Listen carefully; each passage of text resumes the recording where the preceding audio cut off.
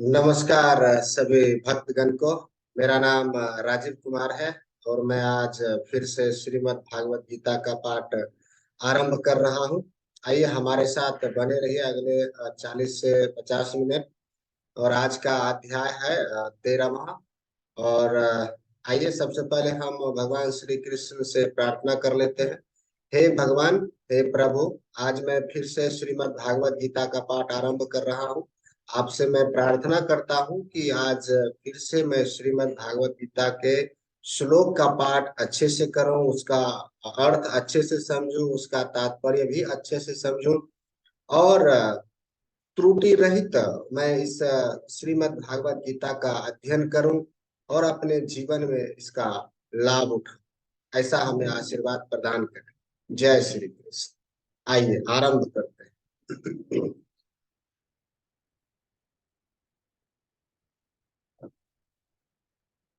जय माता सरस्वती। आइए, आज का अध्याय 13वां है और आज का शीर्षक है प्रकृति, पुरुष तथा चेतना। प्रकृति, पुरुष तथा चेतना। आइए, यहाँ पर अर्जुन कहते हैं भगवान श्री कृष्ण से इस श्लोक के माध्यम से, प्रकीर्तम पुरुषम चैव क्षेत्रम क्षेत्र ज्ञमेव च एत द्वेदितुमिच्छामि ज्ञानम ज्ञेयं च केशव। अब भगवान श्री कृष्ण इनका इस जिज्ञासा का उत्तर इस श्लोक श्लोक के माध्यम से देते हैं। इदम शरीरम कौन्तेय क्षेत्र मिथ्याभिधीयते एतद्धो वेति तम प्राहु क्षेत्रज्ञ इति तद्विदः। आइए, यहाँ पर भगवान अर्जुन से कहते हैं। पहले अर्जुन ने भगवान से कहा, हे कृष्ण, मैं प्रकृति एवं पुरुष भोक्ता, क्षेत्र एवं क्षेत्रज्ञ तथा ज्ञान एवं ज्ञेय के विषय में जानने का इच्छुक हूँ।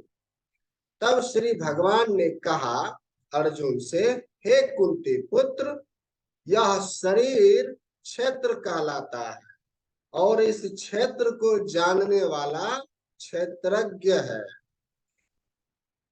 आइए इस श्लोक का तात्पर्य समझते हैं। अर्जुन प्रकृति, पुरुष, क्षेत्र, क्षेत्रज्ञ, ज्ञान तथा ज्ञेय के विषय में जानने का इच्छुक था। जब उसने इन सबों के विषय में पूछा तो कृष्ण ने कहा, यह शरीर क्षेत्र कहलाता है और इस शरीर को जानने वाला क्षेत्रज्ञ। यह शरीर बद्ध जीव के लिए कर्म क्षेत्र है। बद्ध जीव इस संसार में बंधा हुआ है और वह भौतिक प्रकृति पर अपना प्रभुत्व प्राप्त करने का प्रयत्न करता है। इस प्रकार प्रकृति पर प्रभुत्व दिखाने की क्षमता के अनुसार उसे कर्म क्षेत्र प्राप्त होता है। यह कर्म क्षेत्र शरीर है और यह शरीर क्या है? शरीर इंद्रियों से बना हुआ है। बद्ध जीव इंद्रिय तृप्ति चाहता है और इंद्रिय तृप्ति को भोगने की क्षमता के अनुसार ही उसे शरीर या कर्म क्षेत्र प्रदान दिया जाता है। इसीलिए बद्ध जीव के लिए यह शरीर क्षेत्र अथवा कर्म क्षेत्र कहलाता है। अब जो व्यक्ति अपने आप को शरीर मानता है वह क्षेत्रज्ञ कहलाता है। क्षेत्र तथा क्षेत्रज्ञ अथवा शरीर और शरीर के ज्ञाता देही का अंतर समझ पाता है। क्षमा कीजिएगा। क्षेत्र तथा क्षेत्रज्ञ अथवा शरीर और शरीर के ज्ञाता देही का अंतर समझ पाना कठिन नहीं है। कोई भी व्यक्ति यह सोच सकता है कि बाल्यकाल से वृद्धावस्था तक उसमें अनेक परिवर्तन होते रहते हैं, फिर भी वह व्यक्ति वही रहता है। इस प्रकार कर्म क्षेत्र के ज्ञाता तथा वास्तविक कर्म क्षेत्र में अंतर है।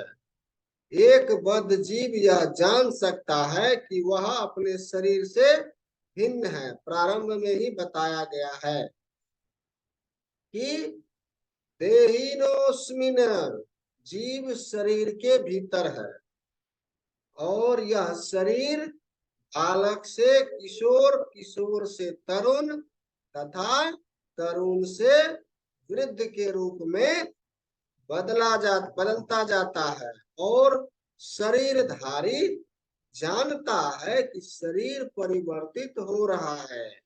स्वामी स्पष्टतः क्षेत्रज्ञ है। कभी कभी हम सोचते हैं मैं सुखी हूँ, मैं पुरुष हूँ, मैं स्त्री हूँ, मैं कुत्ता हूँ, मैं बिल्ली हूँ। ये ज्ञाता की शारीरिक उपाधियां हैं, लेकिन ज्ञाता शरीर शरीर से भिन्न होता है।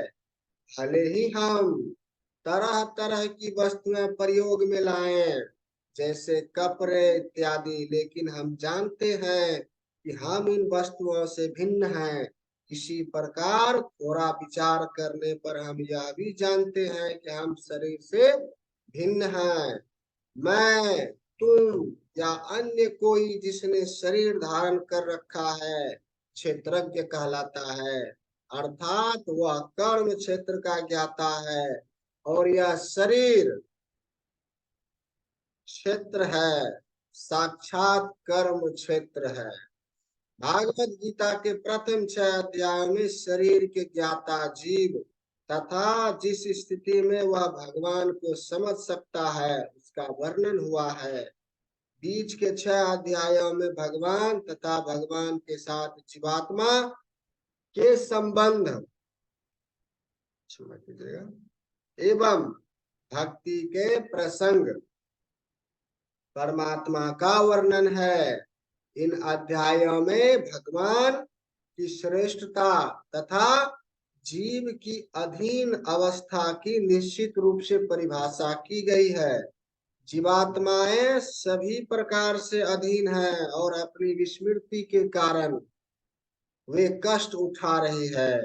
जब पुण्य कर्मों द्वारा उन्हें प्रकाश मिलता है तो वे विभिन्न परिस्थितियों में यथा आर्ता, धनहीन, जिज्ञासु तथा ज्ञान पिपासु के रूप में भगवान के पास पहुंचती है।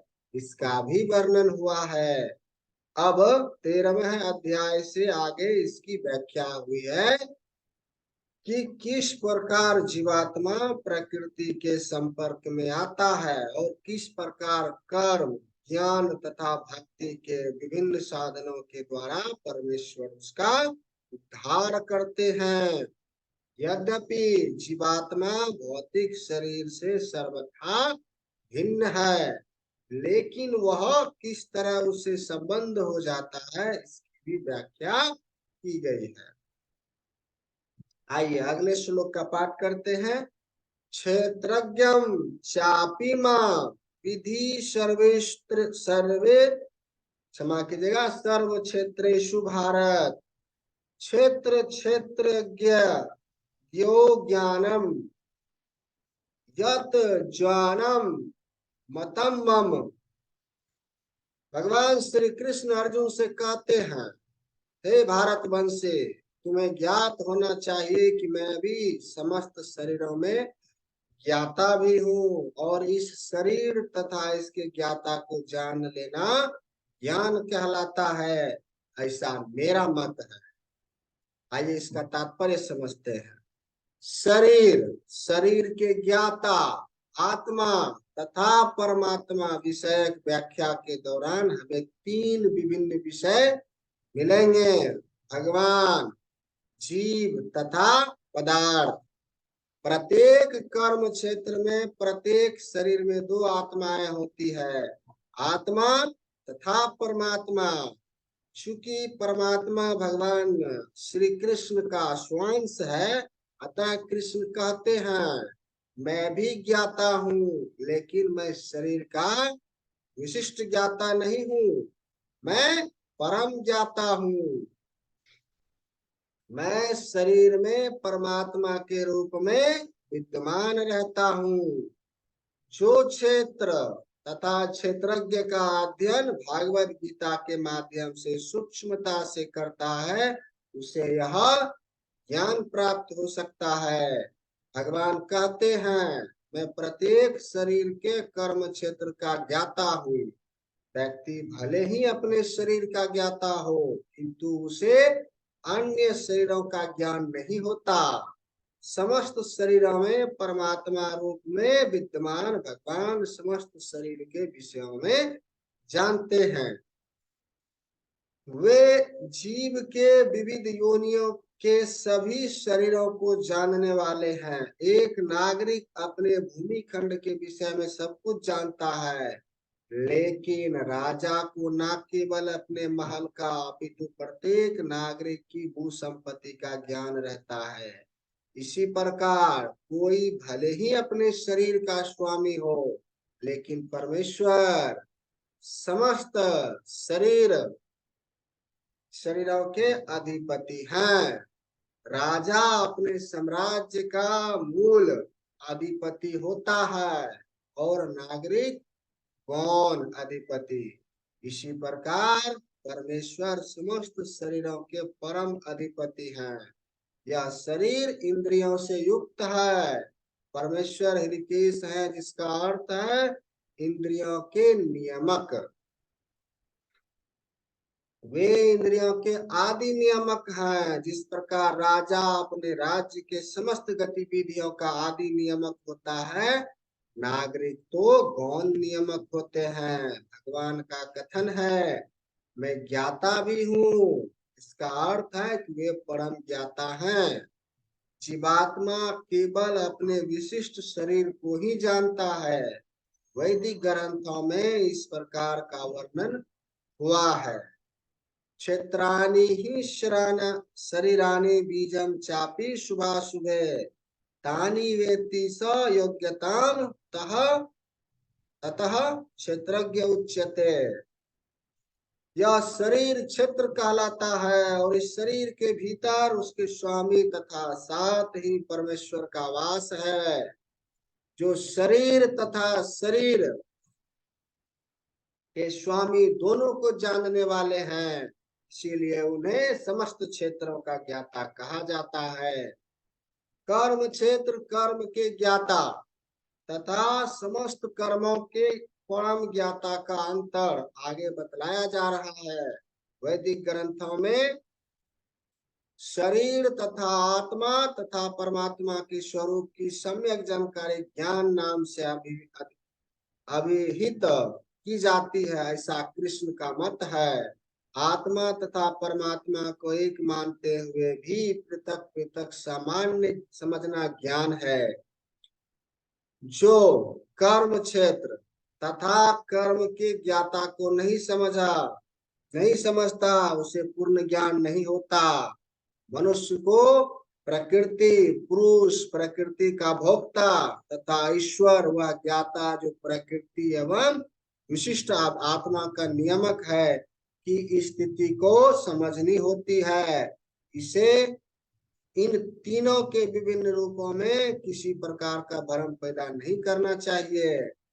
मनुष्य को चित्रकार चित्र तथा तुलिका में भ्रम नहीं करना चाहिए। यह भौतिक जगत जो कर्म क्षेत्र के रूप में है प्रकृति है, और इस प्रकृति का भोक्ता जीव है, और इन दोनों के ऊपर परम नियामक भगवान है। वैदिक भाषा में इसे इस प्रकार कहा गया है, श्वेताश्वतर उपनिषद में भोक्ता भोग्यम प्रेरितारम च मत्वा सर्व प्रोक्तम त्रिविधम ब्रह्मेत। ब्रह्मा के तीन स्वरूप हैं, प्रकृति कर्म क्षेत्र के रूप में ब्रह्म है तथा जीव भी ब्रह्म है, जो भौतिक प्रकृति को अपने नियंत्रण में रखने का प्रयत्न करता है, और इन दोनों का नियामक भी ब्रह्म है, लेकिन वास्तविक नियामक वही है। इस अध्याय में बताया जाएगा कि इन दोनों ज्ञाताओं में से एक अच्युत है तो दूसरा च्युत, एक श्रेष्ठ है तो दूसरा अधीन है। जो व्यक्ति क्षेत्र के इन दोनों ज्ञाताओं को एक ही मान लेता है, वह भगवान के शब्दों का खंडन करता है, क्योंकि उनका कथन है, मैं भी कर्म क्षेत्र का ज्ञाता हूँ। जो व्यक्ति रस्सी को सर्प जान लेता है वह ज्ञाता नहीं है।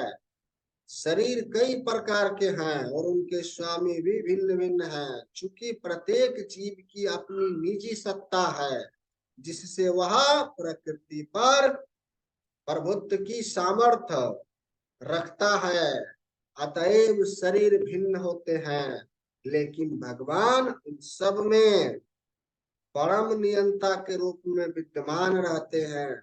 यहाँ पर च शब्द महत्वपूर्ण है, क्योंकि यह समस्त शरीरों का घोतक है। यह श्रील बलदेव विद्याभूषण का मत है।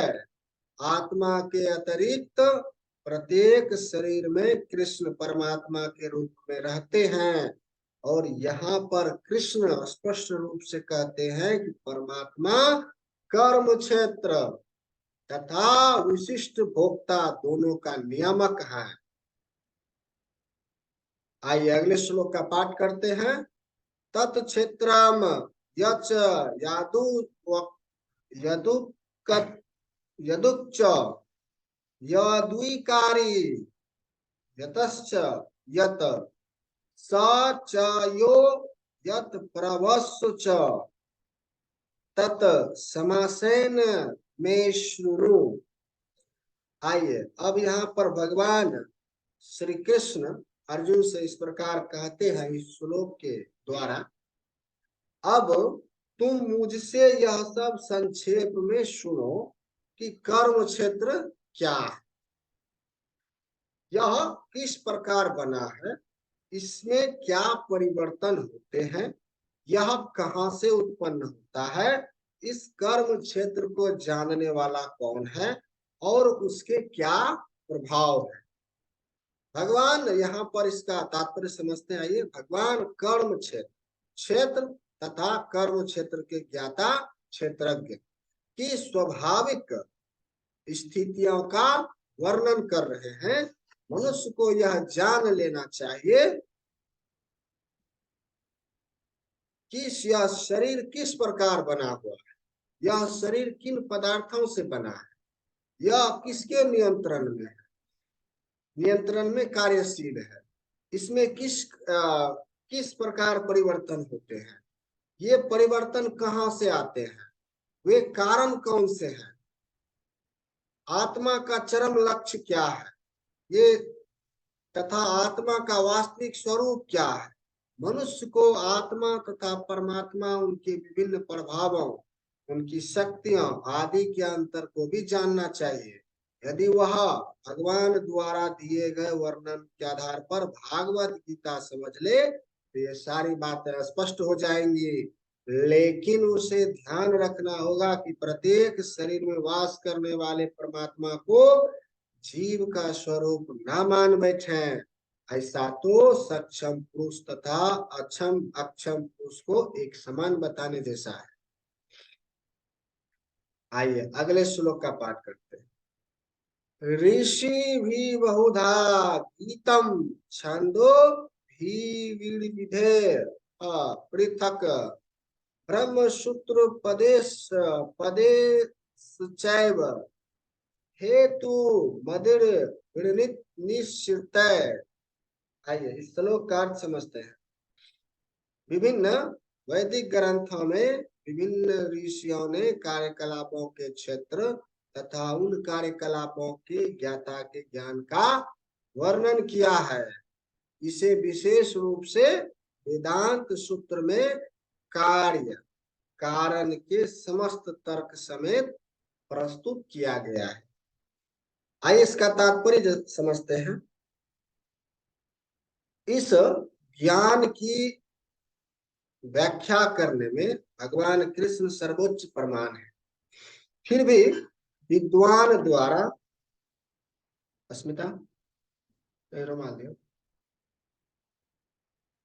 विद्वान द्वारा पौराणिक लोग सदैव पूर्ववर्ती आचार्यों का साक्ष्य प्रस्तुत करते हैं। कृष्ण आत्मा तथा परमात्मा की द्वैतता तथा अद्वैतता संबंधी इस अतीब विवाद पूर्ण, देखो न, क्षमा कीजिएगा,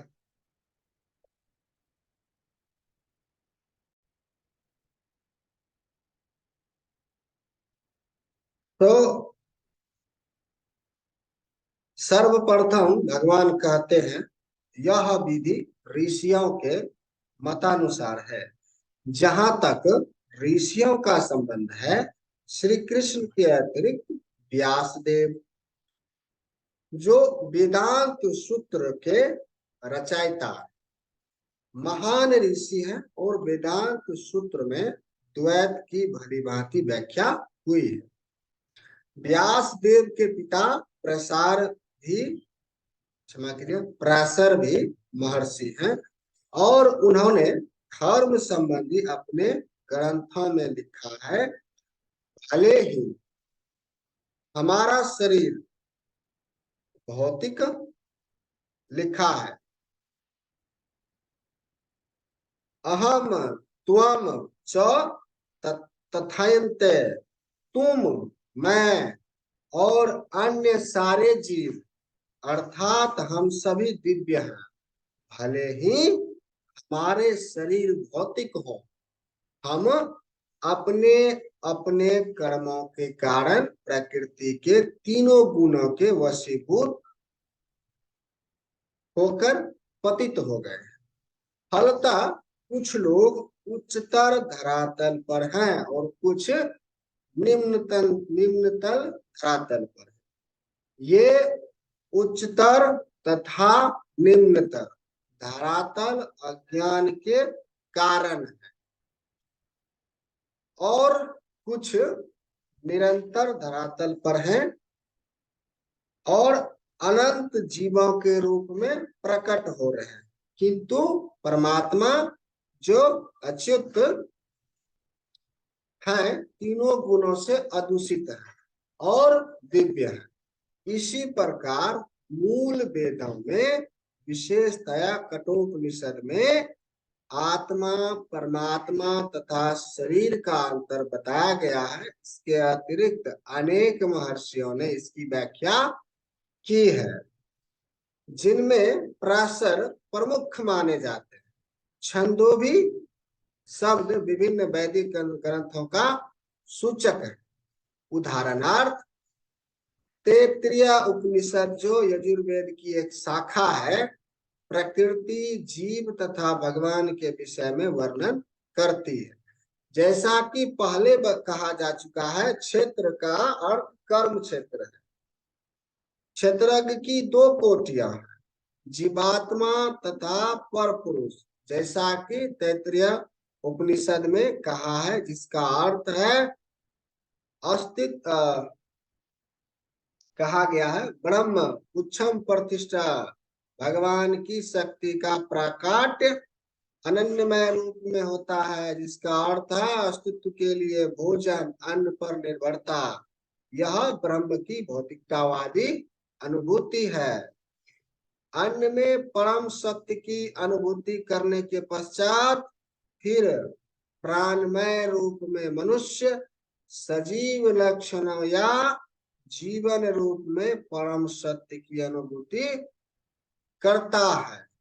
ज्ञानमय रूप में यह अनुभूति सजीव लक्षणों से आगे बढ़कर चिंतन, अनुभव तथा आकांक्षा तक पहुंचती है तथा ब्रह्म की उच्चतर अनुभूति होती है, जिसे विज्ञानमय रूप कहते हैं। जिसमें जीव के मन तथा जीवन के लक्षणों को जीव से भिन्न समझा जाता है। इसके पश्चात परम अवस्था आती है जो आनंदमय है, अर्थात सर्व आनंदमय प्रकृति की अनुभूति है। इस प्रकार से ब्रह्म अनुभूति की 5 अवस्थाएं हैं, जिनमें ब्रह्म पुंचा जिन्हें ब्रह्म पुंचम कहा जाता है। इनमें से प्रथम 3 अन्नमय, प्राणमय तथा ज्ञानमय अवस्थाएं जीवों के कार्यकलापों के क्षेत्रों से संबंधित होते हैं। परमेश्वर इन कार्यकलापों के क्षेत्रों से परे है और आनंदमय है। वेदांत सूत्र भी परमेश्वर को आनंदमयो ध्यासात कहकर पुकारता है। भगवान स्वभाव से आनंदमय है और अपने दिव्य आनंद को भोगने के लिए वे विज्ञानमय, प्राणमय, ज्ञानमय तथा अन्नमय रूपों में विस्तार करते हैं। कार्यकलापों के क्षेत्र में जीव भोक्ता क्षेत्रज्ञ माना जाता है, किंतु आनंदमय उससे भिन्न होता है। इसका अर्थ यह हुआ कि यदि जीव आनंदमय का अनुगमन करने में सुख मानता है तो वह पूर्ण बन जाता है।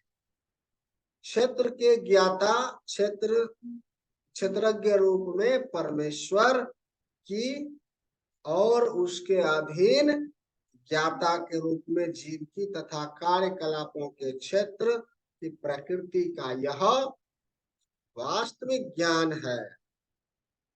वेदांत सूत्र या ब्रह्म सूत्र में इस सत्य की गवेषणा करनी होगी।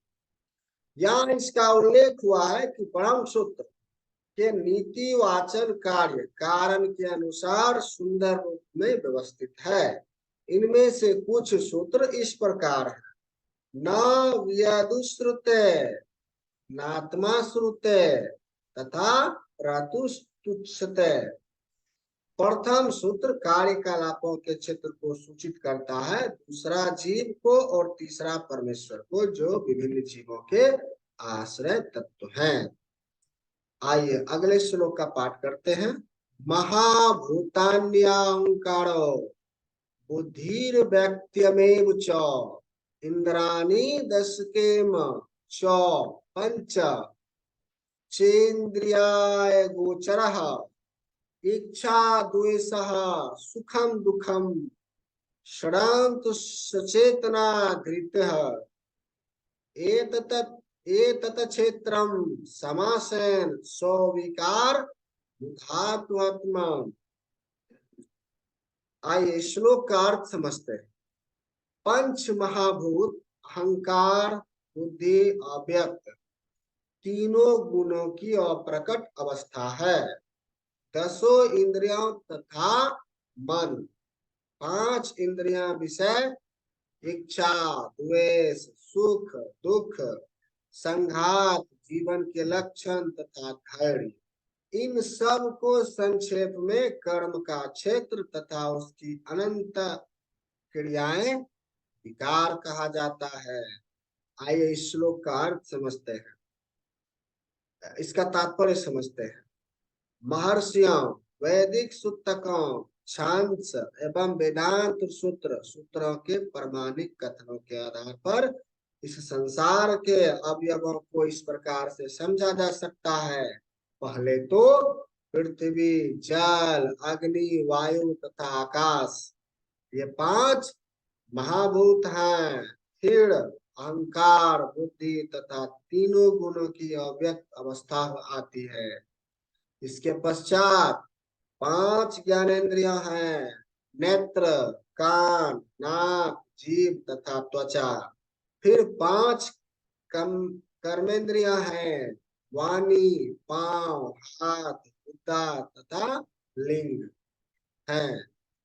तब इन इंद्रियों के ऊपर मन होता है, जो भीतर रहने के कारण अंतः इंद्रिय कहा जा सकता है।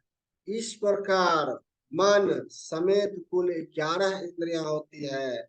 फिर इन इंद्रियों के 5 विषय हैं: गंध, स्वाद, रूप, स्पर्श तथा ध्वनि। इस तरह इन 24 तत्वों का समूह कार्य क्षेत्र कहलाता है। यदि कोई इन 24 विषयों का विश्लेषण करे तो उसे कर्म क्षेत्र समझा जाएगा। फिर इच्छा, द्वेष, सुख तथा दुख नामक अंतः क्रियाएं विकार है, जो स्थूल देह के 5 महाभूतों की अभिव्यक्तियां हैं। चेतना तथा धैर्य द्वारा प्रदर्शित जीवन के लक्षण सूक्ष्म शरीर अर्थात मन, अहंकार तथा बुद्धि के प्रकाट्य हैं। ये सूक्ष्म तत्व भी कर्म क्षेत्र में सम्मिलित रहते हैं। पंच महाभूत अहंकार की स्थूल अभिव्यक्ति है, जो अहंकार की मूल अवस्था को ही प्रदर्शित करती है, जिसे भौतिकवादी बोध या तामस बुद्धि कहा जाता है। यह और आगे प्रकृति के तीनों गुणों की अप्रकट अवस्था की सूचक है। प्रकृति के अव्यक्त गुणों को प्रधान कहा जाता है। जो व्यक्ति इन 24 तत्वों को उनके विकारों समेत जानना चाहता है, उसे विस्तार से दर्शन का अध्ययन करना चाहिए। भागवत गीता में केवल सारांश दिया गया है। शरीर इन समस्त तत्वों की अभिव्यक्ति है। शरीर में 6 प्रकार के परिवर्तन होते हैं। यह उत्पन्न होता है, बढ़ता है, टिकता है, संतान उत्पन्न करता है और तब यह क्षीण होता है और अंत में समाप्त हो जाता है। अतएव क्षेत्र अस्थायी भौतिक वस्तु है, लेकिन क्षेत्र का ज्ञाता क्षेत्रज्ञ इससे भिन्न रहता है। आइए एक लंबा श्लोक है, इसका पाठ करते हैं। अमानित्वमद मीभत्व महिंसा छानितरा चवर्म आचार्योपासनम शौचम हस्ते मार्या महात्मा विनिग्रह इंद्रियातेषु वैराग्य मनो अहंकार च जन्म मृत्यु जरा व्याधि धीतु दुखो दोषानु दर्शनम अशक्तिरानंदीश्वरं पुत्र द्वार गृहादिषु नित्यं च समची तत्वनिष्ठोपपत्तिषु मयि चान्यन योगेन भक्तिरभिचारिणी विवित देशे विवित्वमर्जित जन संसदि अध्यात्म ज्ञान नित्यात्वम तत्व ज्ञानार्थ दर्शनम एताज ज्ञानमिति प्रोक्तम ज्ञानम यदतो अन्यथा। आइए इस लंबे श्लोक का अर्थ समझते हैं।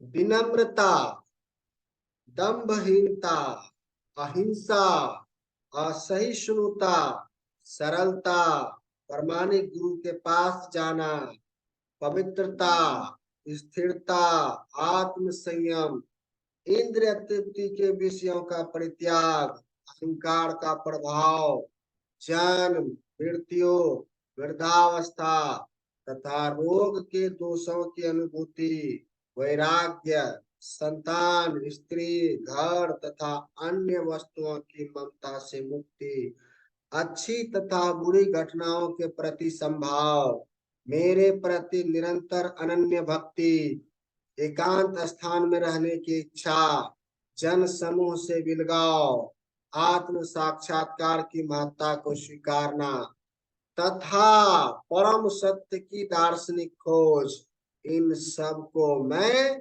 ज्ञान घोषित करता हूँ, और इनके अतिरिक्त जो भी है वह सब अज्ञान है। यहाँ पर भगवान यह बात अर्जुन से कहते हैं। आइए इस श्लोक का तात्पर्य समझते हैं। कभी कभी अल्पज्ञ लोग ज्ञान की इस प्रक्रिया को कार्य क्षेत्र की अंतः क्रिया विकार के रूप में मानने की भूल करते हैं, लेकिन वास्तव में यही असली ज्ञान की प्रक्रिया है। यदि कोई इस प्रक्रिया को स्वीकार कर लेता है तो परम सत्य तक पहुंचने की संभावना हो जाती है हो जाती है। यह इसके पूर्व बताए गए 24 तत्वों का विकार नहीं है। यह वास्तव में इन तत्वों के पास से बाहर निकलने का साधन है। देहधारी आत्मा 24 घन तत्वों से बने आवरण रूप शरीर में बंद रहता है, और यहाँ पर ज्ञान की जिस प्रक्रिया का वर्णन है वह इससे बाहर निकलने का साधन है। देहधारी आत्मा 24 तत्वों से बने आवरण रूप शरीर में बंद रहता है, और यहाँ पर ज्ञान की जिस प्रक्रिया का वर्णन है वह इसे बाहर निकलने का साधन है। ज्ञान की प्रक्रिया के संपूर्ण वर्णन में से 11वें श्लोक की प्रथम पंक्ति सर्वाधिक महत्वपूर्ण है। मयि चानन्य योगेन भक्तिराभि चारणे। ज्ञान की प्रक्रिया का अवसान भगवान की अनन्य भक्ति में होता है।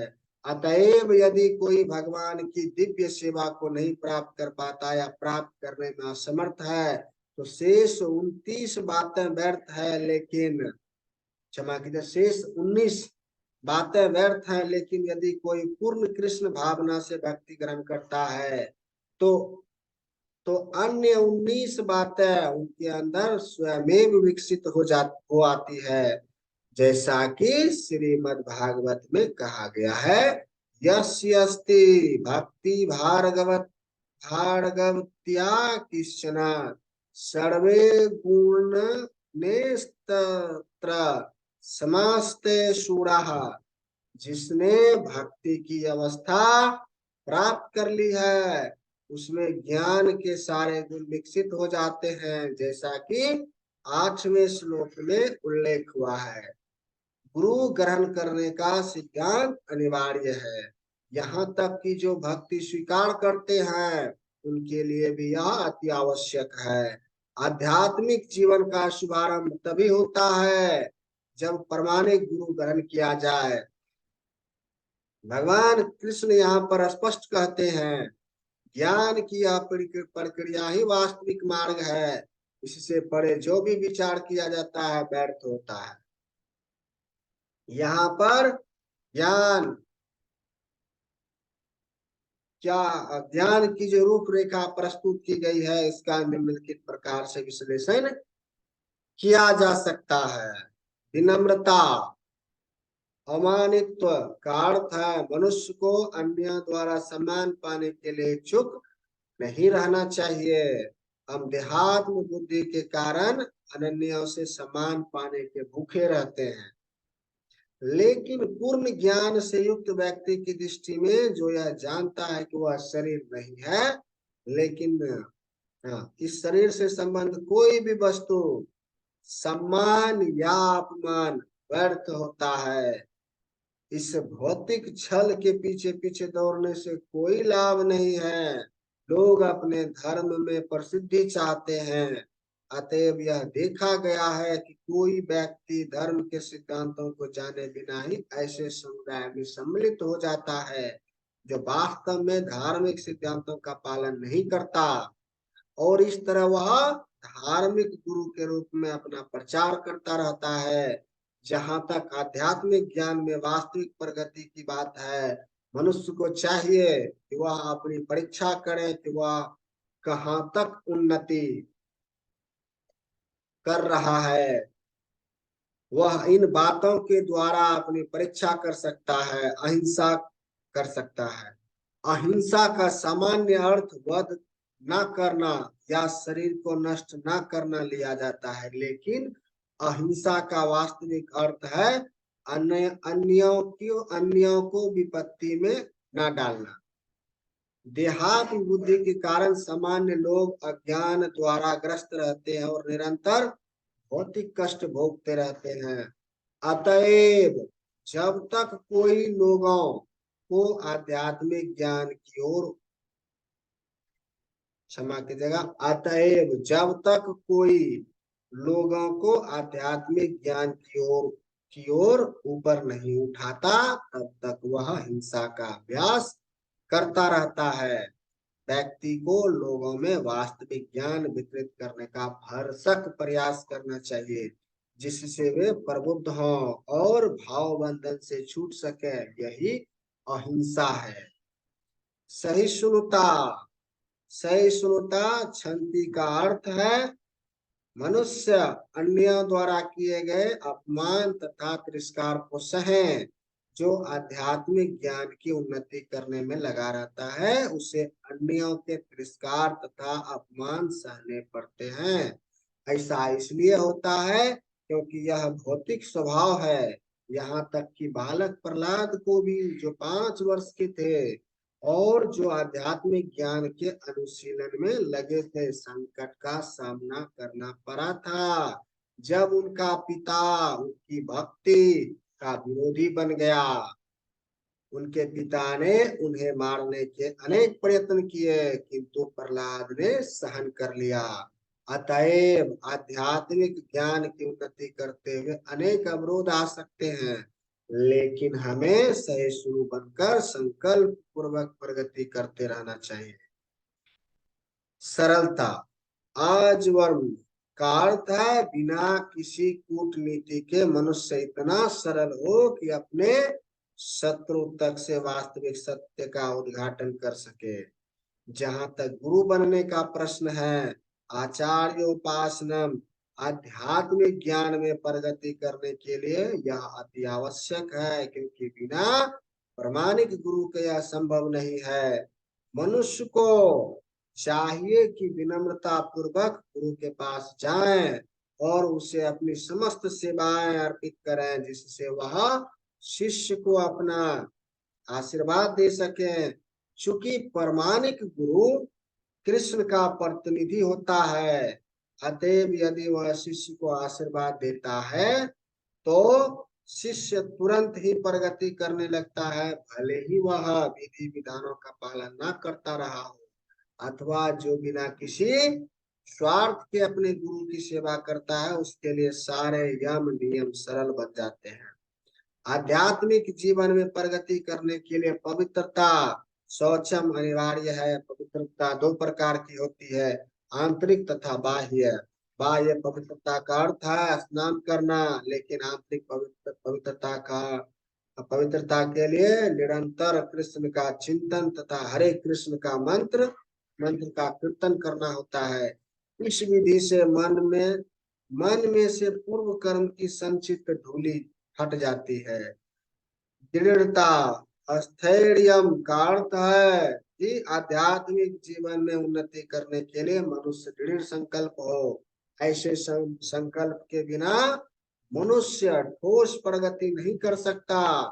आत्म संयम, आत्म विनिग्रह का अर्थ है आध्यात्मिक उन्नति के पथ पर जो भी बाधक हो उसे स्वीकार न करना। मनुष्य को इसका व्यस्त बनकर ऐसी किसी भी वस्तु को त्याग देना चाहिए जो आध्यात्मिक उन्नति के पथ के प्रतिकूल हो। यह असली वैराग्य है। इंद्रियां इतनी प्रबल है कि वे सदैव इंद्रिय तृप्ति के लिए उत्सुक रहती है। अनावश्यक मांगों की पूर्ति नहीं करनी चाहिए। इंद्रियों की उतनी ही तृप्ति की जानी चाहिए जिससे आध्यात्मिक जीवन में आगे बढ़ने में अपने कर्तव्य की पूर्ति होती हो। सबसे महत्वपूर्ण किंतु वश में न आने वाले इंद्रिय जीभ है। यदि जीभ पर संयम कर लिया गया तो समझो अन्य सारे इंद्रियां वशीभूत हो गई। जीभ का कार्य है स्वाद ग्रहण करना तथा उच्चारण करना। अतएव नियमित रूप से जीव को कृष्णार्पित भोग के उच्छिष्ट का स्वाद लेने में तथा हरे कृष्ण का कीर्तन करने में प्रयुक्त करना चाहिए। जहां तक नेत्रों का संबंध है, उन्हें कृष्ण के सुंदर रूप के अतिरिक्त अन्य कुछ नहीं देखने देना चाहिए। इससे नेत्र वश में होंगे। इसी प्रकार कानों को कृष्ण के विषय में श्रवण करने में लगाना चाहिए और नाक को कृष्ण अर्पित फूलों को सूंघने में लगाना चाहिए। यह भक्ति की विधि है और यहाँ यह समझना होगा कि भागवत गीता केवल भक्ति के विज्ञान का प्रतिपादन करती है। भक्ति भक्ति ही प्रमुख एवं एकमात्र लक्ष्य है। भागवत गीता के बुद्धिहीन भाष्यकार पाठक के ध्यान को अन्य विषयों की ओर मोड़ना चाहते हैं, लेकिन भागवत गीता में भक्ति के अतिरिक्त अन्य कोई भी विषय नहीं है। मिथ्या अहंकार का अर्थ है इस शरीर को आत्मा मानना। जब कोई यह जान जाता है कि वह शरीर नहीं है अपितु आत्मा है, तो वह वास्तविक अहंकार को प्राप्त होता है। अहंकार तो रहता ही है, मिथ्या अहंकार की भर्त्सना की जाती है, वास्तविक अहंकार की नहीं। वैदिक साहित्य में बृहद धरानायक उपनिषद में कहा गया है, अहम ब्रह्मास्मि, मैं ब्रह्म हूँ, मैं आत्मा हूँ, मैं हूँ ही आत्म भाव है और यह आत्म साक्षात्कार की मुक्त अवस्था में पाया जाता है। मैं हूँ का भाव ही अहंकार है, लेकिन जब मैं हूँ भाव को मिथ्या शरीर के लिए प्रयुक्त किया जाता है तो वह मिथ्या अहंकार होता है।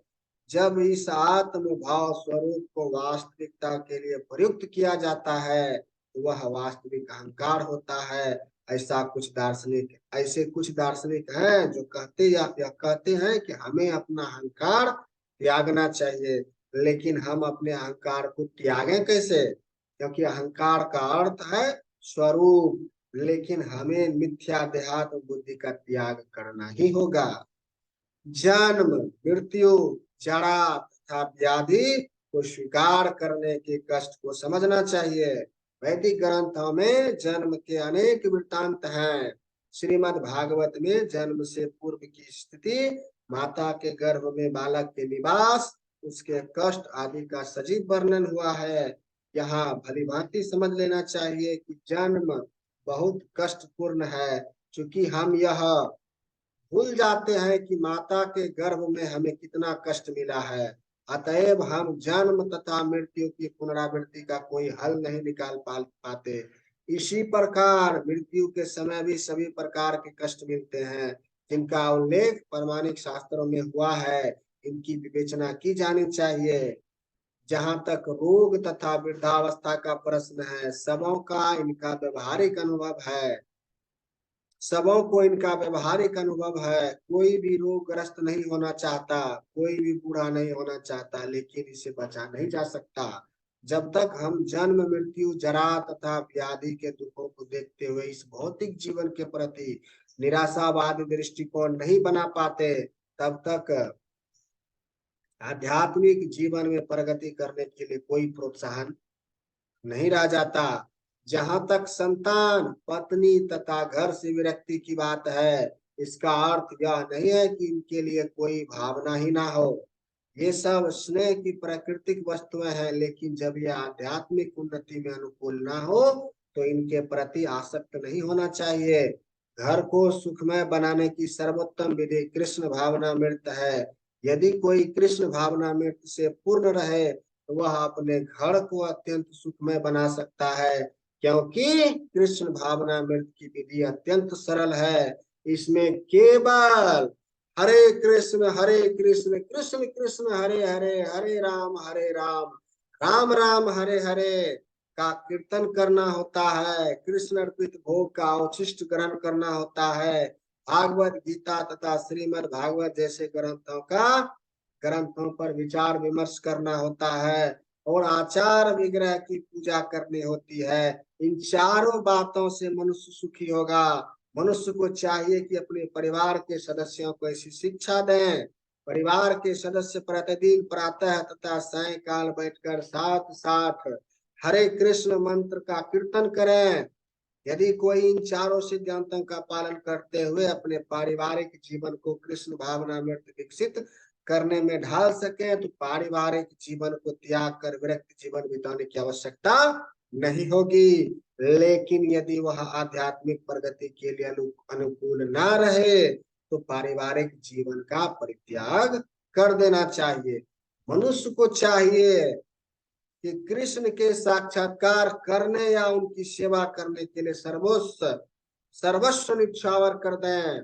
जिस प्रकार से अर्जुन ने किया था। अर्जुन अपने परिजनों को मारना नहीं चाह रहा था, किंतु जब वह समझ गया ये परिजन कृष्ण साक्षात्कार में बाधक हो रहे हैं तो उसने कृष्ण के आदेश को स्वीकार किया। वह उनसे लड़ा और उसने उनको मार डाला। इन सब विषयों में मनुष्य को पारिवारिक जीवन के सुख दुख से विरक्त रहना चाहिए, क्योंकि इस संसार में कोई कभी भी ना तो पूर्ण सुखी रह सकता है ना दुखी। सुख दुख भौतिक जीवन को दूषित करने वाले हैं। मनुष्य को चाहिए कि वे सहना सीखें, जैसा कि भागवत गीता में उपदेश दिया गया है। कोई कभी भी सुख दुख के आने जाने पर प्रतिबंध नहीं लगा सकता। अतः मनुष्य को चाहिए कि भौतिकतावादी जीवन शैली से अपने को विलग कर लें और दोनों ही दशाओं में संभाव बनाए रहे। सामान्यतः जब हमें इच्छित वस्तु मिल जाती है तो हम अत्यंत प्रसन्न होते हैं, और जब अनिश्चित अनिश्चित घटना घटती है तो हम दुखी होते हैं। लेकिन यदि हम वास्तविक आध्यात्मिक स्थिति को प्राप्त हो तो ये बातें हमें विचलित नहीं कर पाएंगे। इस स्थिति तक पहुंचने के लिए हमें अटूट भक्ति का अभ्यास करना होगा। विपथ हुए बिना कृष्ण भक्ति का अर्थ होता है भक्ति की नव विधियां, कीर्तन, श्रवण, पूजन आदि में प्रवृत्त होना, जैसा 9वें अध्याय के अंतिम श्लोक में वर्णन हुआ है। इस विधि का अनुसरण करना चाहिए। यह स्वाभाविक है कि आध्यात्मिक जीवन शैली का अभ्यस्त हो जाने पर मनुष्य भौतिकतावादी लोगों से मिलना नहीं चाहेगा। इससे उससे हानि पहुंच सकती है। मनुष्य को चाहिए कि वह यह परीक्षा करके देख लें कि वह अवांछित संगति के बिना एकांतवास करने में कहाँ तक सक्षम है। यह स्वाभाविक ही है कि भक्त में व्यर्थ के खेल कूद या सिनेमा जाने या किसी सामाजिक उत्सव में सम्मिलित होने में की कोई रुचि नहीं होती, क्योंकि वह यह जानता है कि यह समय को व्यर्थ गंवाना है।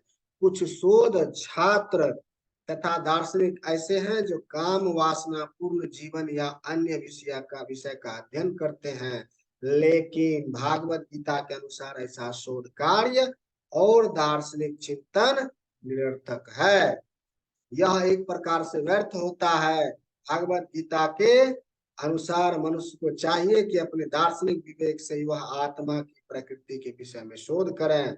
उसे चाहिए कि वह अपने आत्मा को समझने के लिए शोध करें। यहाँ पर इसकी संतुति की गई है। यहाँ तक हम आत्म साक्षात क्षमा कीजिएगा, जहां तक आत्म साक्षात्कार का संबंध है, यहाँ पर स्पष्ट उल्लेख है कि भक्ति योग ही व्यवहारिक है।